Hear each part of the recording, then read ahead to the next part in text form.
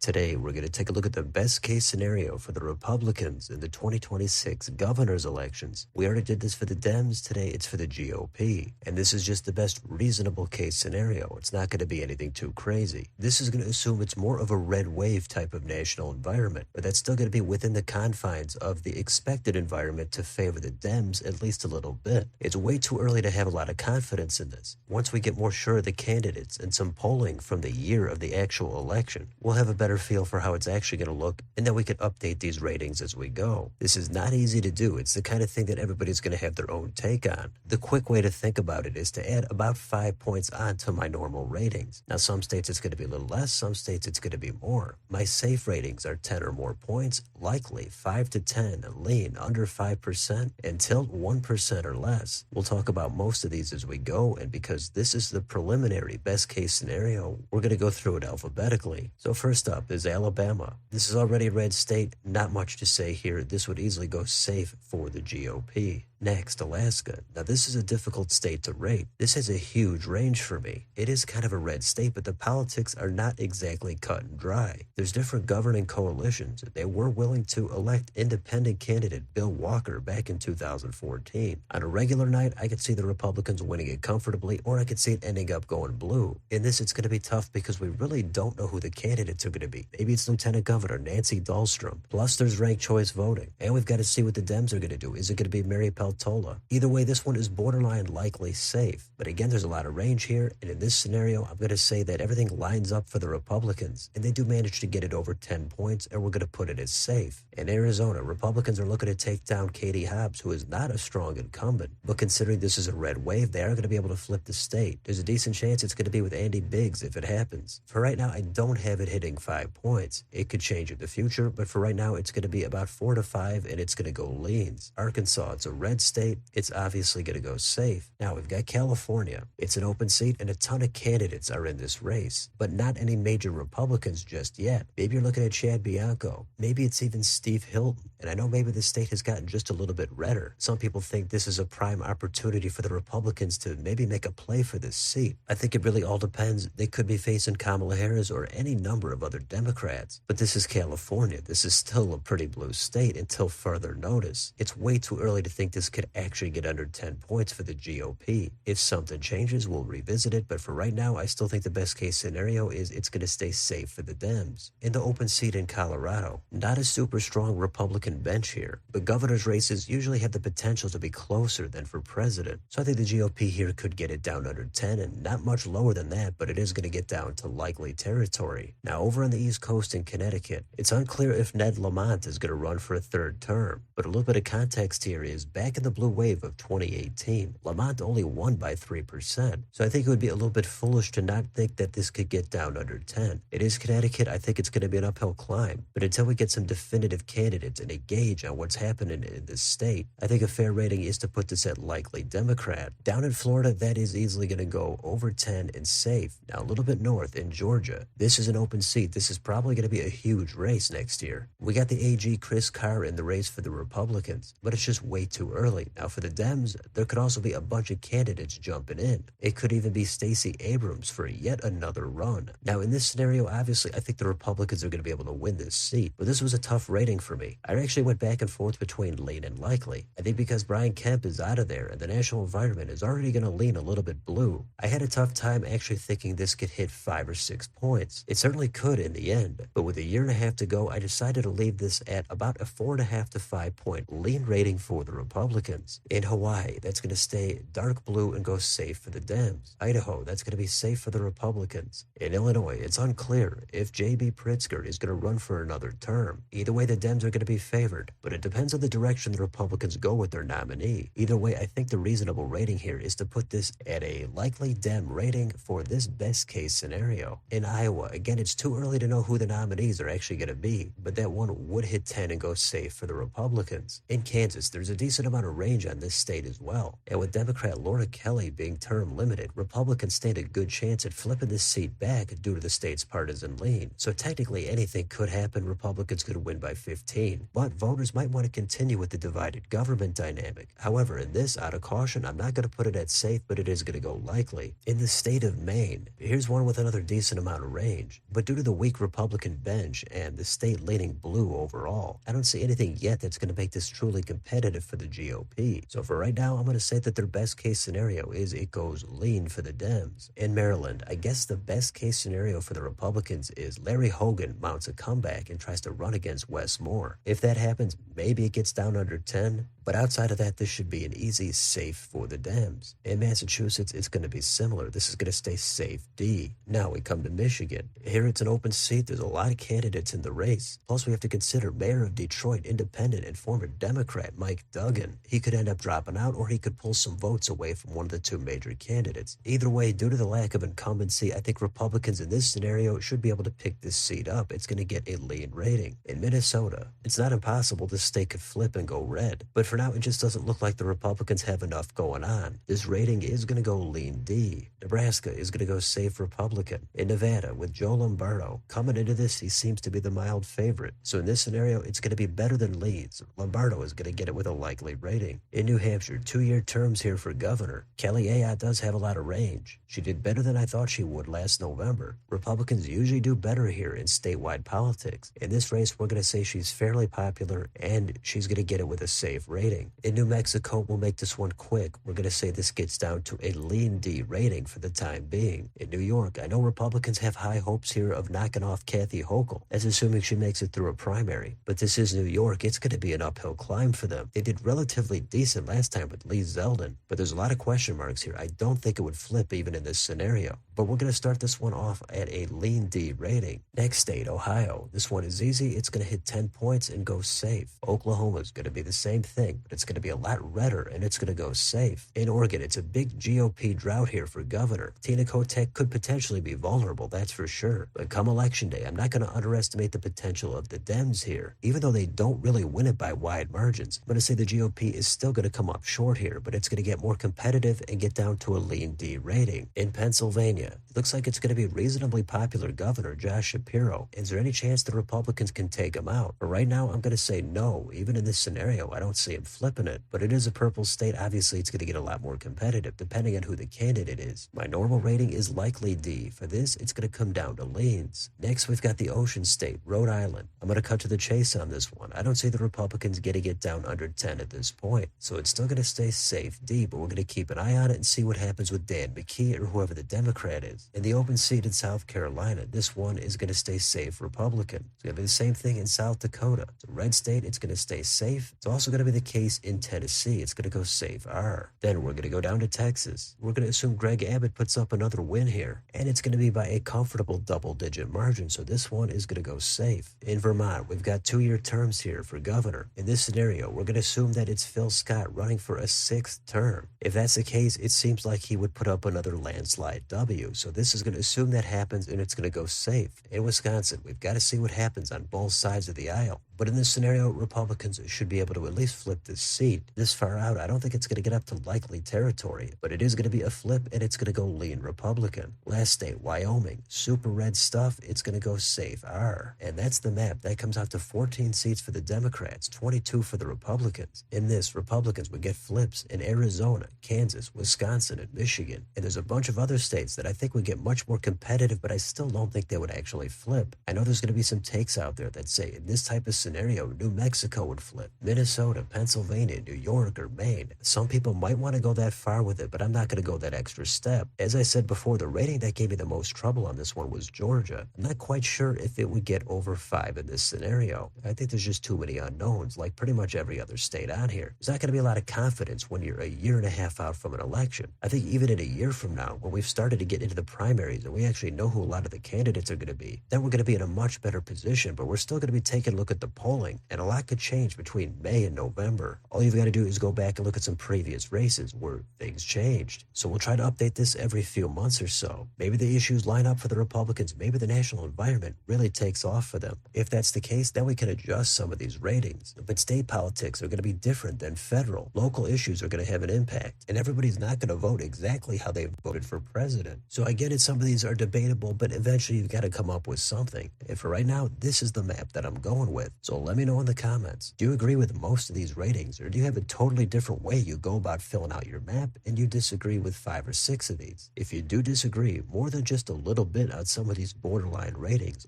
let me know down below. And on your way out, don't forget to like, share, and subscribe. Join if you'd like to support the channel. Thanks for watching. I'll see you next time.